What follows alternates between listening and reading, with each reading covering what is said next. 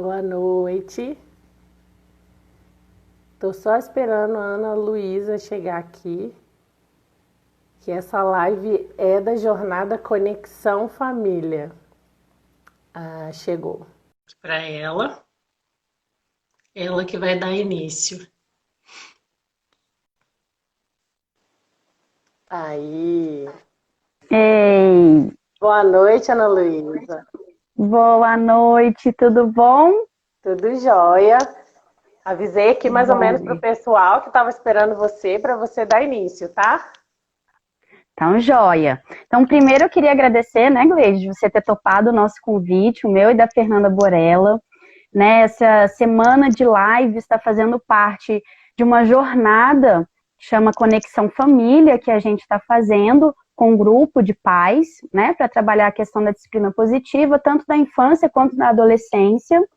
E a gente tem, as lives, elas têm sido o quê? Temas que têm surgido no nosso grupo. E um dos temas, né, que mais veio foi essa questão da educação, né, em tempos de pandemia, né, da escola. Então, filhos com ansiedade extrema, com medo de repetir de ano, pais que não dão conta de ajudar os filhos, né, no estudo.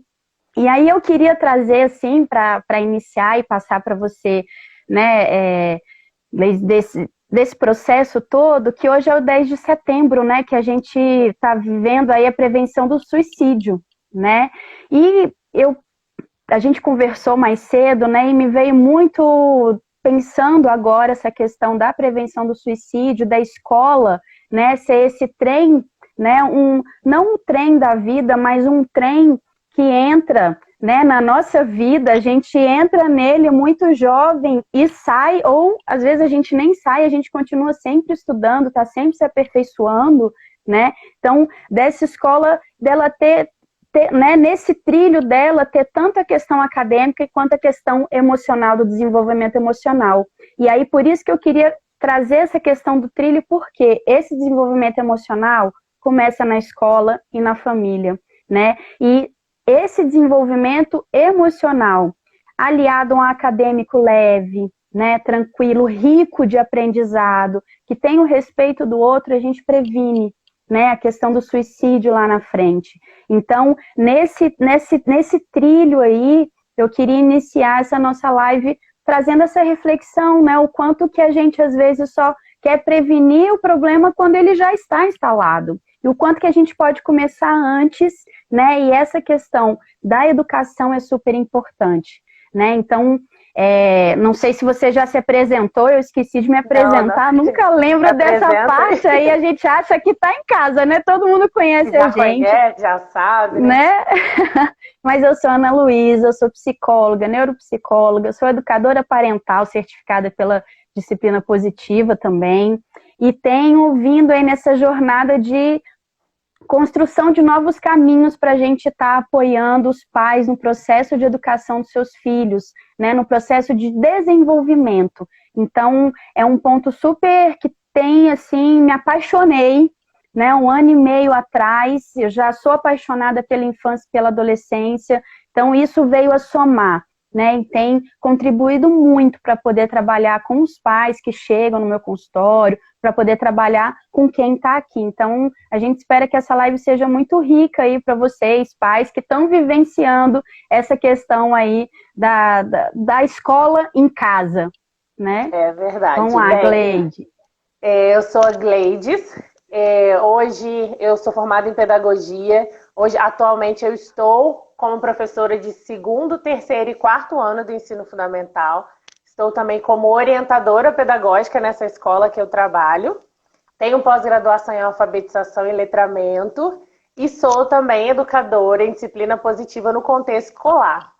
E aí, né, agradecer a jornada Conexão Família pelo convite. Fiquei muito feliz pelo convite de vocês, a Fernanda também. E realmente, né, essa questão quando você fala sobre as questões socioemocionais, eu já quero começar dizendo assim, por mim, nós não estaríamos, enquanto escola, trabalhando com matemática, português, história e geografia. nós estaríamos, neste momento de pandemia, trabalhando apenas questões emocionais, né? Tendo esse olhar mais específico para isso.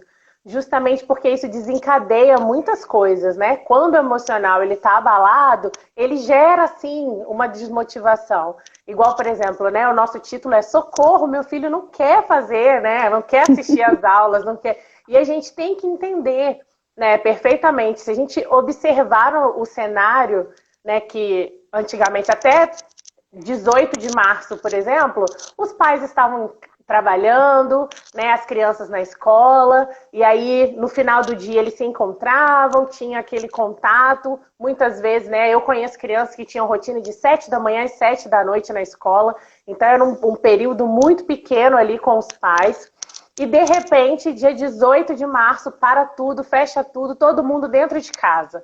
Não pode sair, a criança, né, não pode brincar lá fora, o adolescente não pode ver o amigo, não pode ir no shopping. Eu costumo dizer que ele perde uma autonomia, né? A criança perde essa autonomia de poder fazer o que ele quer, como ver o amigo, estar com determinados grupos, em determinados ambientes. Então, e aí a gente vê também os pais, né? Vamos falar um pouquinho do contexto dos pais. De repente, eles estão dentro de casa, muitos pais desempregados, né? Que foi uma realidade assim muito grande, infelizmente. E aí vem o desespero, vem o desequilíbrio emocional, e aí vem o estresse, né? Todas essas questões que mexem, que abalam com os sentimentos. E como que não vai refletir na criança? Como que não vai refletir no adolescente? Com certeza vai. Né? Na disciplina positiva nós temos uma frase que fala exatamente sobre isso. A criança, o adolescente, ela pode não te ouvir enquanto pai, enquanto mãe, mas ela vê tudo que você faz, né? A forma como você age, ela acaba agindo também. Então, se você está estressado, o ambiente torna-se estressado, né? Se você está agitado, o ambiente fica agitado. Então, por mim, nós estaríamos cuidando dessa parte somente emocional. E aí, dentro dessa realidade, eu fiz umas anotações aqui que outra coisa que mudou também na realidade dessas crianças e desses adolescentes foi a questão das atividades, né? Um boom de conteúdo. De repente, atividade todos os dias, de repente são videoaulas, é aula ao vivo, e aí são atividades também naquele mesmo dia, coisas que eles não estavam acostumados, coisa que os próprios pais também não estavam acostumados. Eu quero deixar assim, muito claro para os pais que o que nós hoje, enquanto escola, nós fazemos não é uma educação à distância, tá? É uma educação emergencial para tentar suprir a nossa ausência fora da escola, né? Que a gente não pode hoje estar dentro da estrutura física escola, então tentando suprir essa ausência, nós estamos fazendo uma educação emergencial. Nós não estávamos preparados também, né? Então a gente percebe que existe um desespero, né? O que eu vou fazer com meu filho agora? E nós, enquanto escola, também estamos pensando, tentando trazer oportunidades e ações para ajudar, né? Nesse caminho que é novidade para todo mundo. Eu vi alguns estudos, alguns artigos falando que, por exemplo, para o ensino fundamental não existia profissional preparado para dar aula à distância, né? Para fazer esse tipo de aula. Então, assim, está todo mundo se reinventando, todo mundo tentando se reorganizar. E aí, inclusive, Gleide, assim, só para poder...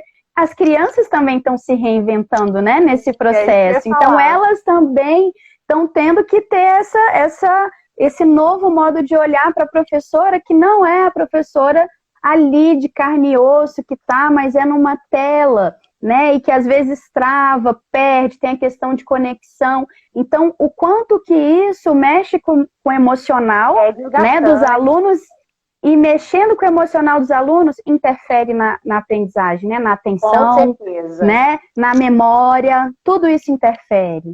Eu já tive relatos de pais comentando que a filha está desmotivada a assistir a aula, porque a hora que ela consegue concentrar, entra um amigo e pergunta que página que tá, o que tem que fazer, e aí a professora tem que retomar aquilo com o aluno, que é também uma coisa diferente, que às vezes os pais também acham que por estar em casa, muitas vezes pode entrar em qualquer horário, e isso às vezes acaba atrapalhando as crianças, porque elas têm atenções diferentes, né?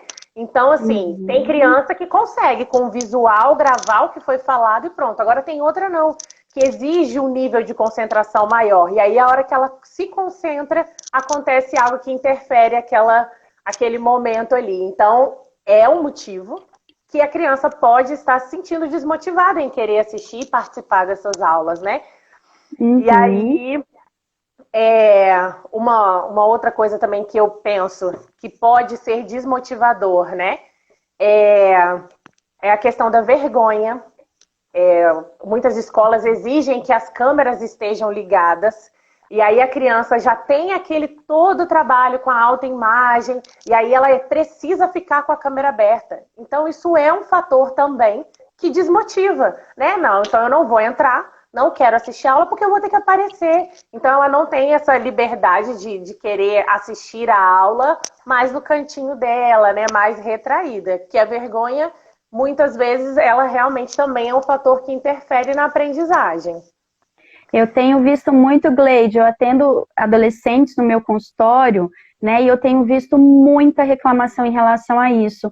E o quanto que tem sido difícil, tanto para a escola, né, porque já é difícil no dia a dia presencial você lidar com a singularidade de cada um, né, com o jeitinho de cada um, porque não tem como a gente padronizar, né, e agora no virtual, essa falta de sensibilidade, porque se ele não está aparecendo no vídeo, eu não sei se ele está assistindo a aula ou não, né? Então, o quanto que a gente precisa desconstruir algumas coisas, né? Para a gente poder conectar esses alunos à aula, né? E motivar mesmo. E aí eu quero chamar a atenção dos pais para isso, né? Porque às vezes você já reconhecia o seu filho como uma criança mais na dela, né? A gente rotula como tímida. E aí, por que não respeitar isso nela agora? Então, a gente consegue achar alguns fatores que podem ser cruciais para ela não estar tendo interesse em assistir essas aulas, né? Uma outra coisa importante é a questão da desorganização interna da criança e do adolescente. Quando a gente fala sobre o cérebro da criança e do adolescente, o córtex pré-frontal ainda não está totalmente formado, que é aquele que é responsável pelas tomadas de decisões. Então, o que a gente tem que fazer enquanto pai, enquanto mãe? Auxiliar, né?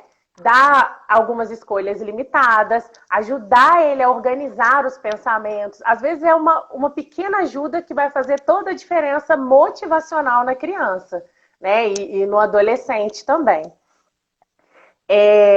Uma outra coisa que eles precisam se sentir pertencentes, né? Então, uma dica que eu quero dar é que faça isso junto com eles. Eles vão se sentir, essa organização, eles vão se sentir importantes, vão se sentir pertencentes do processo, né? Então, a minha mãe e o meu pai demonstrou uma preocupação comigo.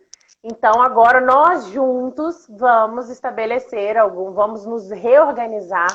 É uma dica assim de estabeleça rotina.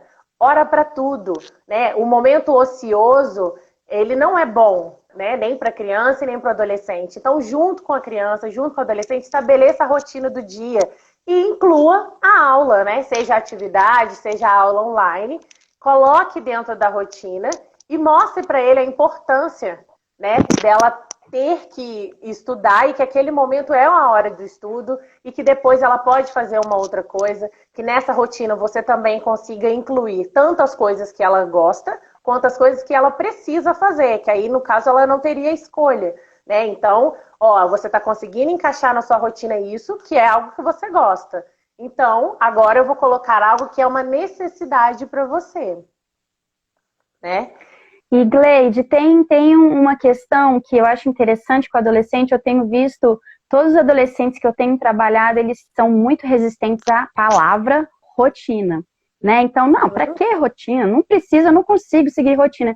Então, eu tenho percebido que quando a gente muda para rituais, para hábitos, não, mas o que você quer fazer no seu dia? Ah, eu quero andar de skate, eu quero fazer um exercício, eu quero jogar com meu amigo. Joia, tem as atividades que ele quer fazer, né? Que não vai ser... E aí a gente vai encaixando, sem dar o nome de rotina, sem ficar aquilo muito fechado, mas que como é que vai ser o hábito, né? Como é que vai ser o ritual da sua manhã? Você vai acordar, escovar o dente e ir para a aula? Como é que isso vai ser? Então, isso eu vejo que quebra um pouquinho essa coisa da rotina, que eles têm uma resistência grande, e palavra... aproxima mais, né? Abre, né? Para poder tentar minimamente trabalhar algo, né, ali, sem ser tudo, não tem nada para fazer e nesse nada fica, né? É verdade. Às vezes uma mudança de palavra, né? Às vezes uma palavra que tem o mesmo sentido e aí já faz toda a diferença, né? Na aceitação daquela criança e daquele adolescente. Uma coisa que eu costumo muito falar é a gente lembrar, né? Vamos nos colocar no lugar da criança. Lembra quando você tinha essa idade? Lembra quando você era adolescente? Então a gente também precisa respeitar o tempo, né? O limite das crianças. Vai ter dia que ele não vai estar afim de fazer atividade. Eu, Gleides, enquanto pedagoga, eu acho que ok, não tem problema. A gente também tem dia que a gente não pode, a gente não quer fazer determinadas coisas. Só que nós já temos esse senso, né, de que não é necessário. E a criança não. Então, hoje, por exemplo, eu falo para a gente fazer algumas substituições. Foque, então, raciocínio lógico e linguagens. As outras, né, em questão de ciências sociais, a gente consegue ir conversando no dia a dia, a gente consegue ir fazendo algumas inferências, por exemplo, em algum conceito sobre rua, sobre bairro, numa conversa, numa brincadeira, né? Uma coisa que o adolescente, falando em relação ao adolescente, ele tem muita necessidade é de você demonstrar para ele que você tem interesse no que ele pensa, tem interesse no que ele gosta, no que ele não gosta. Então, essa aproximação, aí falando já sobre o nome da jornada, né? Essa conexão do pai com o filho, ele é muito importante. Você conhecer o seu filho, você saber as preferências dele, para aí sim você conseguir fazer junções do que está sendo abordado na escola com as preferências deles, o gosto deles, né? Ontem eu estava assistindo uma live e a mãe comentou que o filho estava estudando sobre a Inglaterra, e aí ela viu uma camisa com a bandeira da Inglaterra, e aí ela comprou, e ele gostou. Eu falei, mãe, que legal, é isso que eu estou estudando. Não estou falando em questões de consumo, né? Eu espero que todos me entendam, mas é em questão de fazer associações, a gente ter contato com o que o nosso filho está estudando, quais são os temas que estão sendo trabalhados, a gente consegue, né, de maneira leve, de uma maneira mais agradável, abordar determinados assuntos com eles, sem aquela coisa de ter que ter o registro, de ter que escrever, de ter que responder para o professor, né? Porque, mais uma vez, não é o momento disso, né? Nós não estamos no momento, vivendo esse momento tão assim, delicado para todo mundo, cheios de incertezas, cheios de inseguranças, né? Então a gente precisa saber fazer essa dosagem também. Gleide, então, assim, é ser flexível, né? Sim. A gente tem que ter, os pais, é importante olhar essa questão, porque muitas vezes, independente da pandemia, quando vem um dever de casa, o dever de casa se torna algo de estresse, né, dentro de casa. Então, na medida do possível, o dever de casa é o quê? Para a criança exercitar aquilo que ele aprendeu na escola, né? Então, deixa ele fazer, ele não deu conta, professor, olha, isso é dado para professor, né? Mas os pais, às vezes, têm a mania de falar assim, não, eu vou ensinar. E aí tenta ensinar do jeito, e vem o estresse, a tapa na cabeça. Então, às vezes, a gente precisa se perceber também, né? E falar, não, eu não estou dando conta de ajudar ele, e eu preciso do apoio da escola. Pegar, sei lá, alguém de uma área que, sei lá, arquitetura, não sei, que não tem muito essa coisa com a educação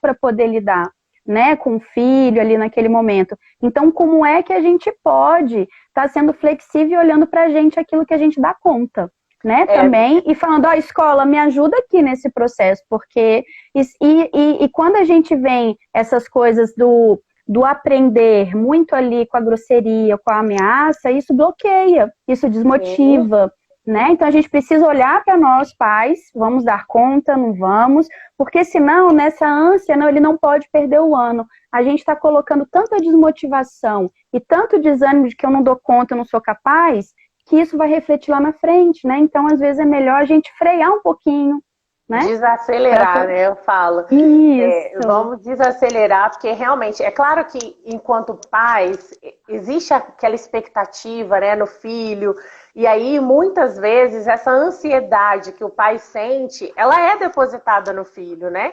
Muitas vezes eu já escutei em sala de aula de ver algumas crianças chorando porque tirou 9,5, meu pai queria que eu fechasse a prova. E aí eu vou no pai, eu falei, pai, por favor, para com isso, né? Diminui a cobrança, 9,5 é uma nota excelente também.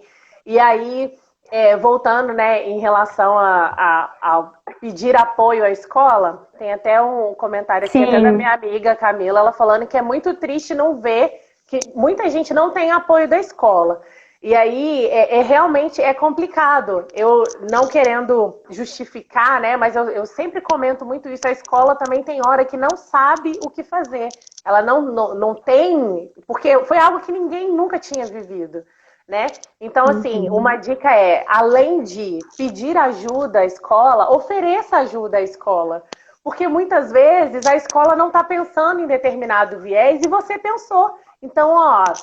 né, eu pensei nisso, o que vocês acham, né, da gente tentar fazer um movimento, às vezes, existem tantos grupos de WhatsApp de pais, né, para fazer uns movimentos muitas vezes contrário ali, então vamos levar para o lado positivo, vamos trazer, né, ideias, vamos tentar oferecer ajuda para a escola também, né, e eu falo, Ana Luísa, que a comunicação, ela é muito importante.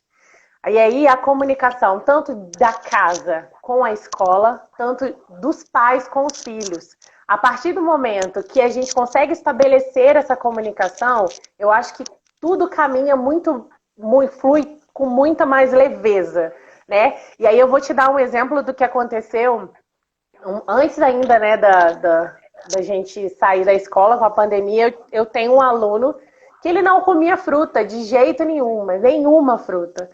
E aí eu cheguei para ele e conversando com ele, eu falei assim, o que você gosta de fazer? Ah, eu gosto de jogar bola, gosto de jogar futebol. Aí eu falei assim, você sabia que os jogadores de futebol, eles gostam muito de jogar bola, eles gostam muito de frutas, e isso ajuda eles terem mais agilidade dentro do campo, fortalece o corpo deles. Aí ele me olhou assim, e eu tava tentando oferecer ele um morango para ele provar. E ele falou que não queria. E aí ele olhou para mim assim, eu posso provar então um morango? Eu falei, pode. E aí ele foi e comeu. E aí eu contei isso para a mãe dele começou a reforçar, né, essa questão de fazer a associação das frutas com a questão física, né, agilidade no campo. E ela sempre me sinaliza, ele já experimentou tal fruta. Então, essa comunicação da escola com os pais, ela é importante por conta disso, né?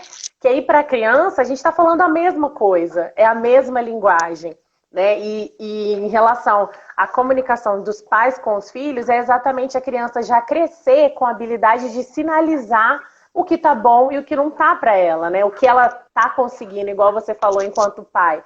Para mim não dá, eu não estou conseguindo. E a criança também conseguir sinalizar isso, né?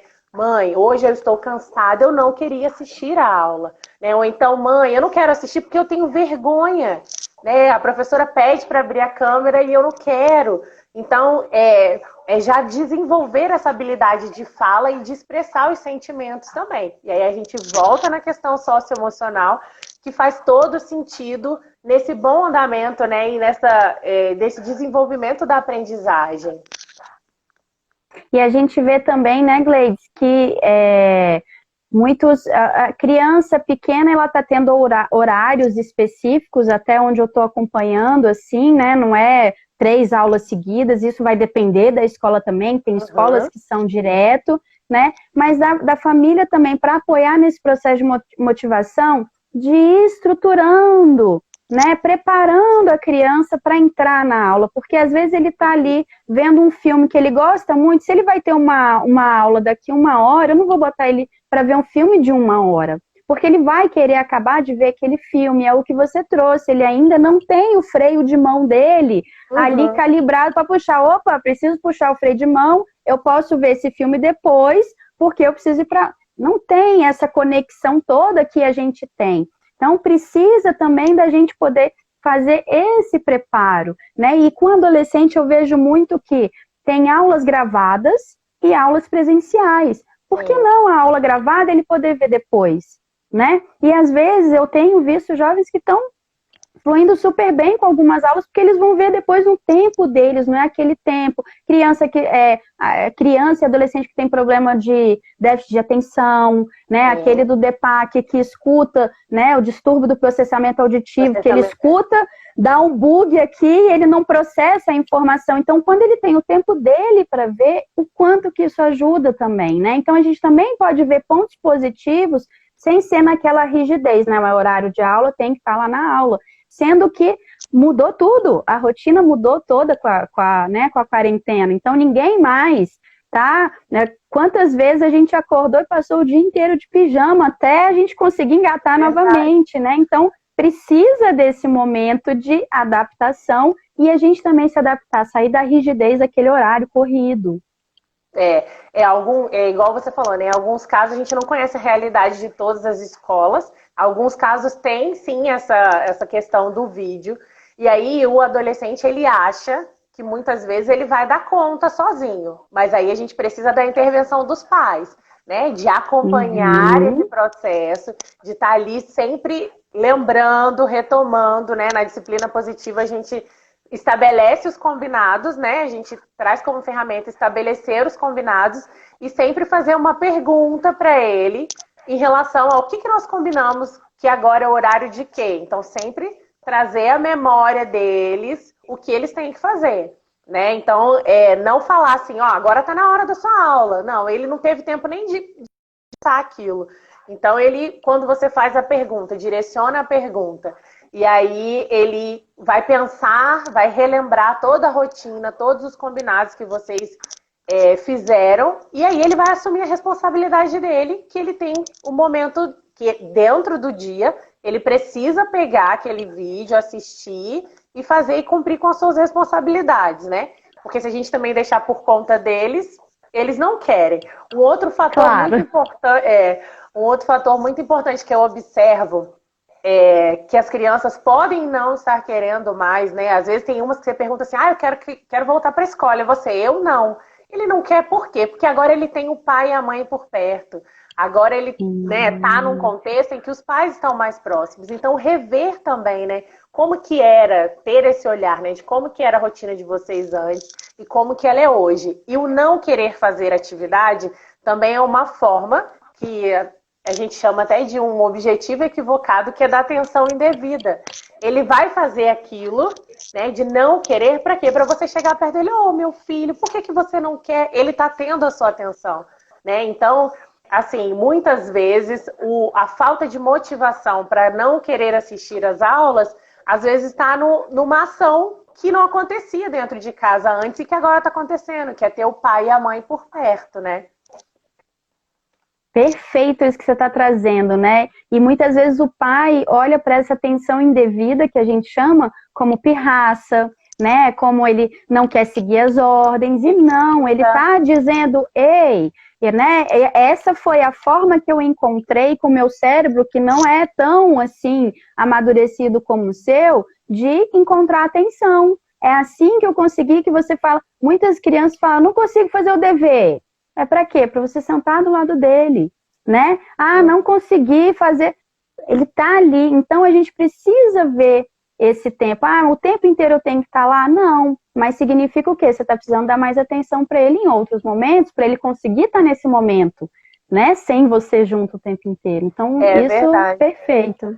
E uma coisa que eu gosto de falar, né, que ela é a criança e você é o adulto. E aí é o que você falou, né? Ela não consegue expressar muitas vezes, né? Então, você, enquanto adulto, você já viveu tudo que ela já viveu. Então, é mais fácil você compreender que muitas vezes isso é um sinal, né, de que a gente fala sobre a ponta do iceberg, né? A gente vê só o início do que está acontecendo, mas existe muita coisa por trás daquele comportamento que ele quer sinalizar, que está gritando ali, implorando, às vezes, por uma atenção, né? Uma coisa que é muito importante também dentro da comunicação é a gente explicar o porquê das nossas decisões enquanto pais e mães, né? Então, explicar o porquê que você não vai fazer isso agora, ou porquê que a gente precisa se organizar, porquê que você precisa se preparar agora para assistir a aula. Isso é muito importante também, que a gente mostra, né, a criança e o adolescente, ela vai entender que existem momentos para tudo, né? Então, ele vai conseguir compreender os porquês, né? Não é simplesmente porque eu quero. Não, não é porque você quer. Você mostra a necessidade daquele momento, né? Ou daquela sua atitude. Deixa eu só lembrar aqui o que mais que eu... Pedir ajuda, né? Pode falar, pode falar. Que tem um ponto que apareceu dos pais trazendo o aumento da ansiedade das crianças frente a essa coisa, eu não vou passar de ano, eu não vou dar conta, claro, crianças mais velhas, né? A criança mais novinha é muita brincadeira em alguns momentos, mas eu não vou dar conta. E aí vem uma ansiedade extrema dessa cobrança, né? E eu percebo que a gente está no momento que ansiogênico, digamos assim, a gente não sabe o que vai acontecer para frente, a gente está sempre dizendo, não, vai passar, vai baixar, é só uma quarentena, são 40 dias, nós estamos a 6 meses, né? E a gente continua, quarentena. Então, assim, a gente está vivendo isso, e fora isso, a gente tem que pensar o quê? As crianças ficaram muito tempo, estão ainda em alguns locais, só dentro de casa, luz artificial o tempo inteiro, mais tempo de tela, televisão, tablet, né, o jogo, tudo que é, e que emana para o nosso cérebro o quê? Ativa, né, são luzes que ativam o nosso cérebro, e isso a criança está ali numa carga, né, ativada, movimenta, e não sabe o que vai ser. Eu não sei quando eu vou voltar para a escola, quantas crianças aqui em Brasília teve isso, de crianças que foram para a escola, e aí, por uma determinação judicial, abriram as escolas particulares, depois, no dia seguinte, fechou. Então, imagina essas crianças, né? Poxa, mas eu ia para a escola e agora eu não vou mais, e eu não estou entendendo nada do que está acontecendo, que bichinho é esse, né? Então, é esse estresse, a adolescência longe dos amigos, isso causa ansiedade, né? Então, da gente poder ter esse olhar. Não sei se você tem alguma dica em relação a essa questão da ansiedade, né? Para poder ajudar a vincular nesse estudo, né? De baixar essa questão do ter que passar necessariamente. Eu sou muito a favor do expressar, né? Essa comunicação, essa conversa, essa conexão entre pai e filho, ela é muito importante para que a criança se sinta segura, né? E que você mostre que ela possa confiar em você para que ela expresse. Então, eu acredito que quando você se expressa, quando você põe para fora os seus sentimentos, você se acalma. A pessoa tem argumentos para poder te mostrar um outro caminho para você olhar. Eu tive 2 experiências essa semana que eu acompanho um menino de 6 anos com aulas particulares. E a gente vê em alguns dias ele muito desmotivado, ele muito com semblante abatido. E aí os pais conseguiram, né, fazer uma viagem mais curta com ele, passaram o final de semana fora, né, num lugar mais reservado. Quando eu cheguei para dar aula na terça-feira, a primeira coisa que eu vi foi o semblante dele diferente. E aí a mãe relatou que foi assim, foi um momento deles, né? Foram, eu acho que 3 ou 4 dias, só os 3, né? Então eu acho que focar nisso, né? Focar nessa relação entre tirar o foco de escola por alguns dias, por alguns momentos, isso é respeitar, é respirar, né? É respirar outros ares, e eu acho que a ansiedade, ela vai diminuindo, né? Você consegue trabalhar outras habilidades na criança, você não está deixando de ensinar, ela não está deixando de aprender. Tudo é estímulo, gente. Tudo ao nosso redor é estímulo. Então, ter esses momentos em família também, sem cobrança, né? Sem sermões. Então, ele é muito importante também, eu acho que para aliviar. Nós sabemos que, no caso da adolescência, eles já têm a tendência de não quererem se aproximar dos pais, né? É o momento que eles são focados nos amigos. E agora a gente está tendo aí uma liberdade maior, né? Algumas cidades já estão com comércio aberto. Então é tentar ir aos poucos, né? Fazendo essa conexão dos adolescentes com os amigos novamente, porque o toque, o presencial, o ver de perto, ele faz toda a diferença, né? A gente sente isso, a gente percebe, isso é muito visível. E a outra experiência que eu tive, que eu precisei fazer uma ligação para uma mãe, e ela falou, eu não sei mais o que fazer, porque ele tinha judô, ele tinha basquete, ele tinha natação, e agora ele tem que ficar dentro de casa, né? Outro dia eu fui acompanhar ele para ver o que ele estava fazendo na aula, ele estava assistindo YouTube. Outro dia, no horário de aula, ele comentou a minha videoaula. Numa aula ao vivo, ele estava lá assistindo a videoaula. Então, assim, as crianças, elas têm, né, esses escapes. Então, os pais conhecerem a criança, né, ter essa aproximação para realmente conhecer quais são os seus gostos, seus interesses e conseguir tentar tirar um pouquinho o foco, né? Eu acho que eles estão muito sobrecarregados. É um momento, assim, de que, de repente, foi um boom de atividades, assim, que nem eles mesmos conseguem se administrarem, né, em relação à rotina. Então, a presença dos pais, né, tem sido muito importante, até para eles se reorganizarem nisso. E aí, Ana Luísa, eu separei aqui 3 palavras que eu acho que são muito importantes, que é a ajuda, a orientação e o apoio. Na ajuda, como que os pais podem fazer, né? Eu já falei até algumas vezes aqui, é procurar saber sobre o que ele está estudando, fazer as associações, mostrar o seu interesse por aquele assunto. Não tem como a gente, enquanto pai e mãe, escapar da responsabilidade de pai e mãe. Então acompanhe efetivamente, né? Eu sei que muitos pais não têm tempo, muitos pais continuam trabalhando normalmente, mas sinalizar para o filho que você se importa e que você né, você quer saber sobre o que está acontecendo com ele, mesmo estando trabalhando, mesmo estando com outras atividades, isso faz toda a diferença para ele. E faz diferença, Gleide, de estar, porque às vezes você não vai saber sobre aquele assunto, né? Mas você pode contar como é. Nossa, eu me lembro disso, né? Eu lembro que na minha época, eu lembro aqui que eu vivenciei com a minha filha e ela fazendo aquele do X, o 9 menos X igual a 10Y, que passa para lá, volta para cá. Eu falei assim, olha, na minha época eu aprendi como chuveirinho. Vai para lá, volta o chuveirinho para lá, o chuveirinho para cá, e ela morreu de rir. Pronto, eu não ensinei, né? Eu falei, mas eu nem lembro, eu nem sei mais. Mas só essa conversa de você trazer como é que era, o que você lembra da sua professora, pronto, já fica, poxa, né?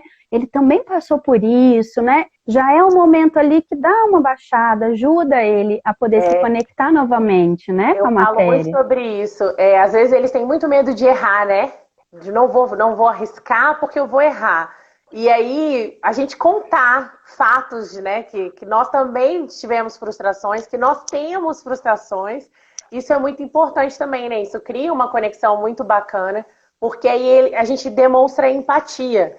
Que aí, ó, na questão da orientação, é sobre estabelecer mesmo, planejar juntos, né? Porque aí ele consegue expressar até onde ele consegue, o que atrapalha ele, e nessa organização para você acompanhar as atividades, vocês conseguem chegar num consenso, e ali a gente consegue estabelecer os combinados, e aí você realmente pode, a partir do apoio, você cobrar, né? Você cobrar não, você reconhecer que realmente aconteceu. Olha, eu observei que você conseguiu hoje, tá vendo? Nós planejamos esse ritual, né, como você disse, e aí você conseguiu, eu estou muito feliz, e aí isso vai virar um processo que, inicialmente, não acha que da noite para o dia vai dar tudo certo, porque muitas vezes não vai, então a gente tem que ter essa insistência, a gente tem que manter, né, não desistir, e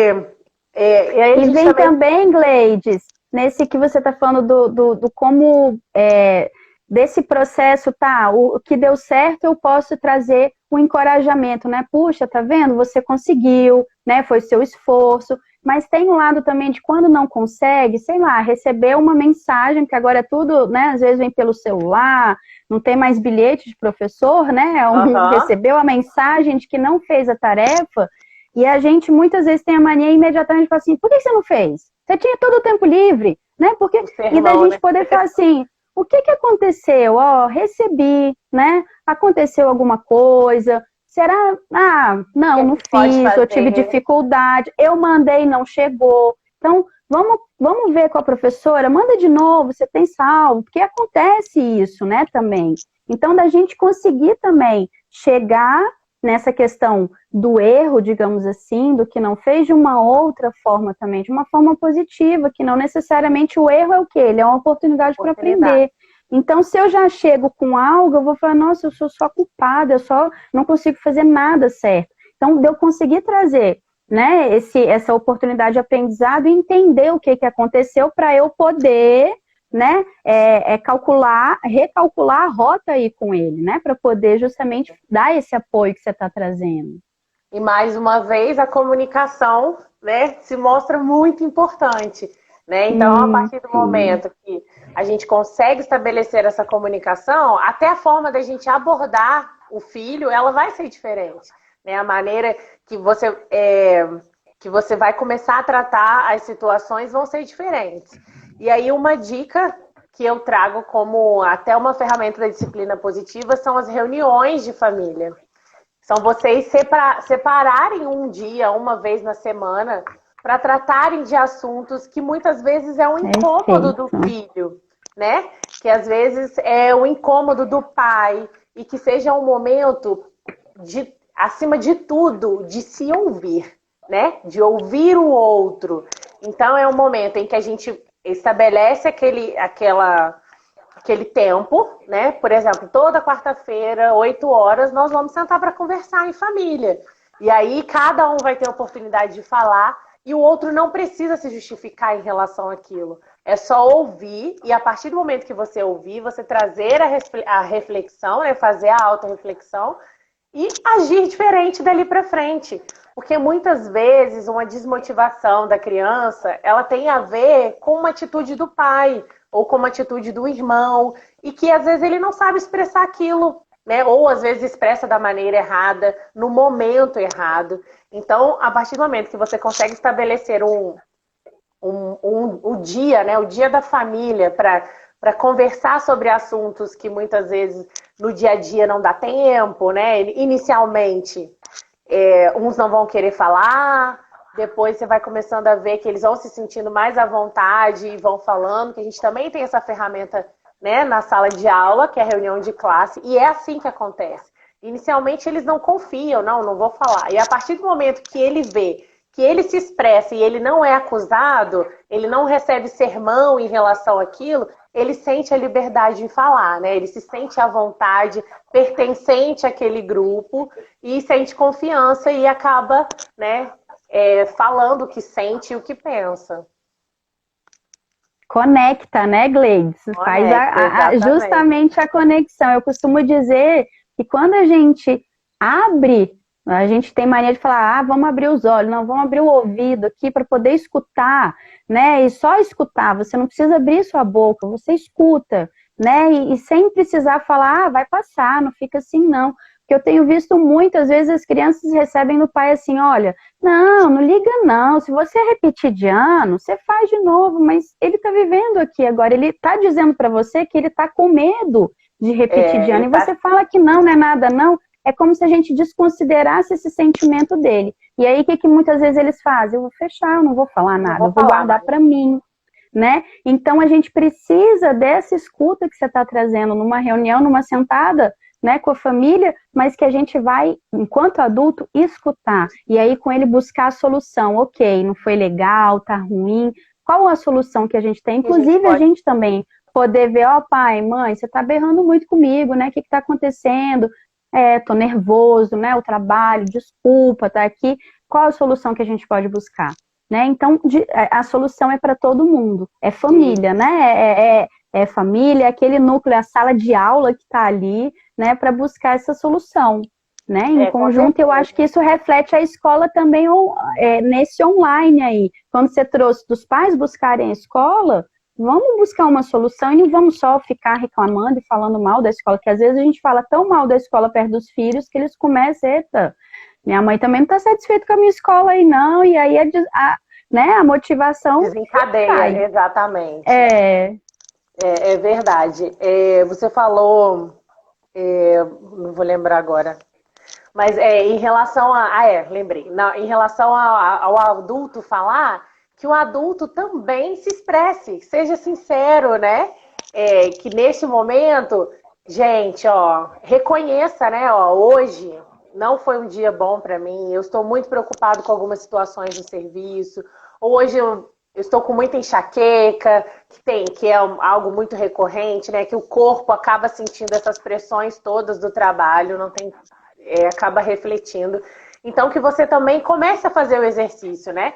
Se você quer que seu filho seja comunicativo, que ele expresse os sentimentos dele, comece a expressar o seu também. Se você quer que seu filho seja uma pessoa respeitosa, comece a tratá-lo com respeito também. Então, a gente volta, né, na questão de que ele pode não te ouvir, mas ele está vendo as suas atitudes e vai replicar da mesma forma, né? Então, nós, enquanto pais, nós temos uma responsabilidade muito grande, né? Então, todas as nossas ações que a gente queira, que a gente sempre tem, né? Com certeza, eu não tenho filho ainda, mas a gente tem os desejos, né? Que quando eu tiver um filho, eu quero que seja assim.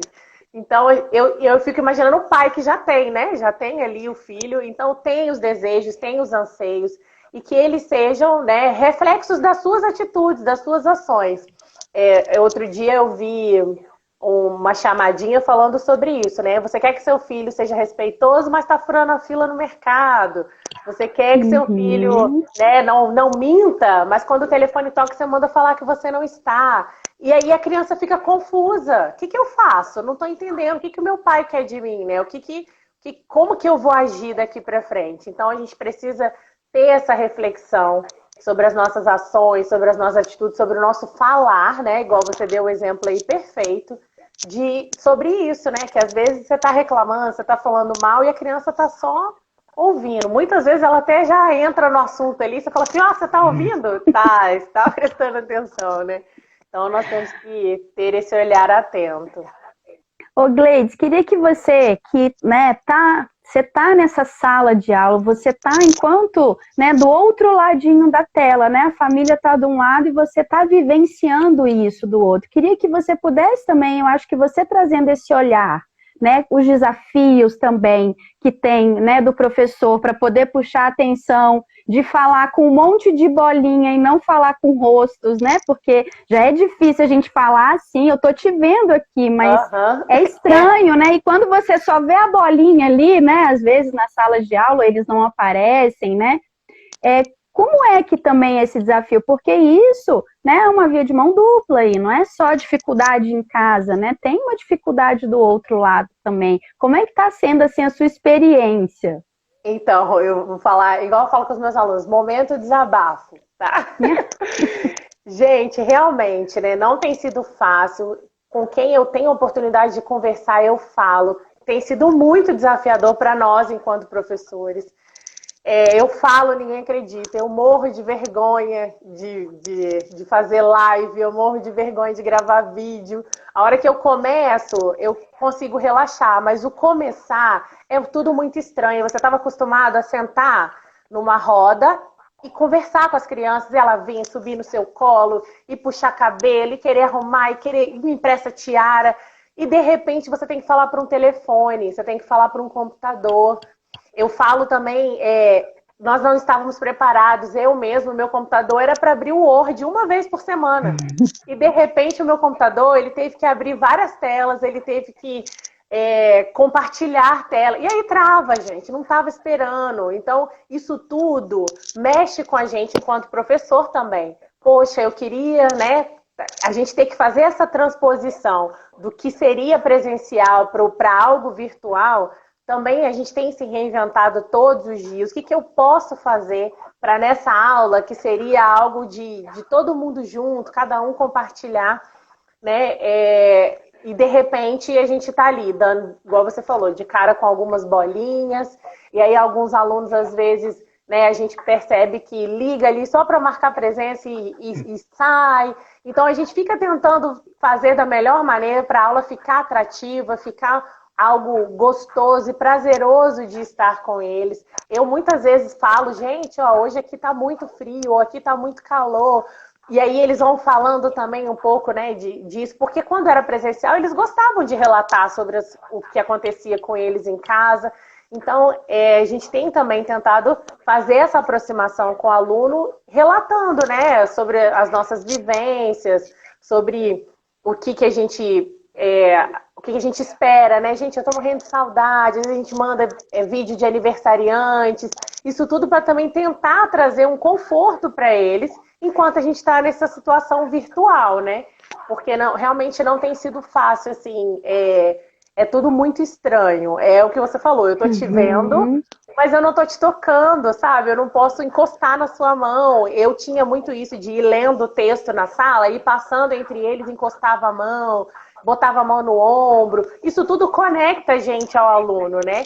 E aí hoje, o olhar para uma tela realmente é algo assim que a gente precisa desconstruir tudo aquilo, né, que a gente sempre teve do presencial e trazer para esse mundo virtual e é uma reinvenção diária. Isso aí é fato.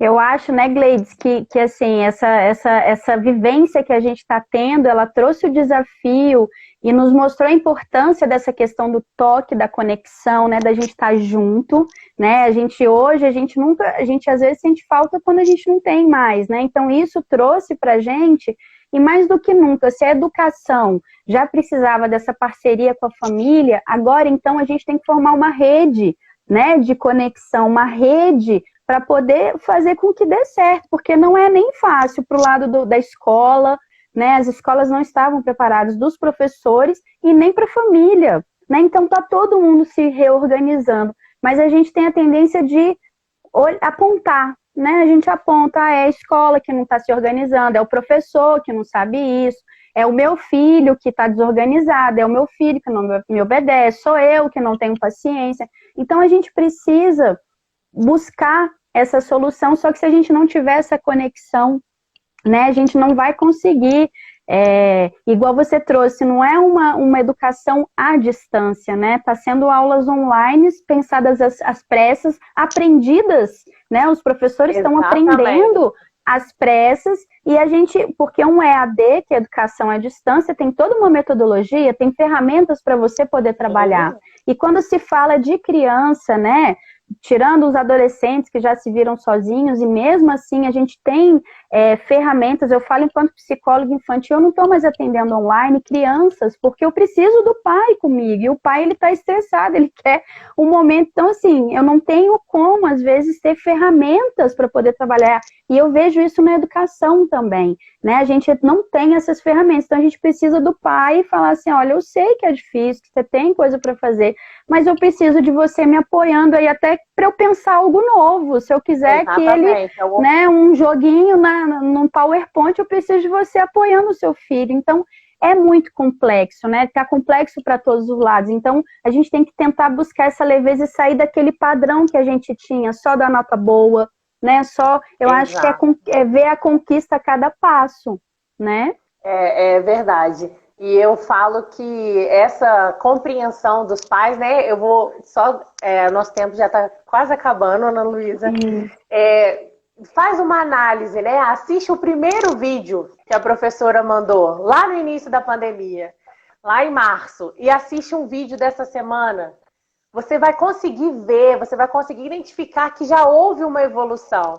E aí, com essa comparação que você vai fazer, você vai ver que nós estamos nos esforçando, nós estamos cada dia mais tentando trazer o melhor para o seu filho, algo que facilite da melhor maneira a compreensão e a aprendizagem dele.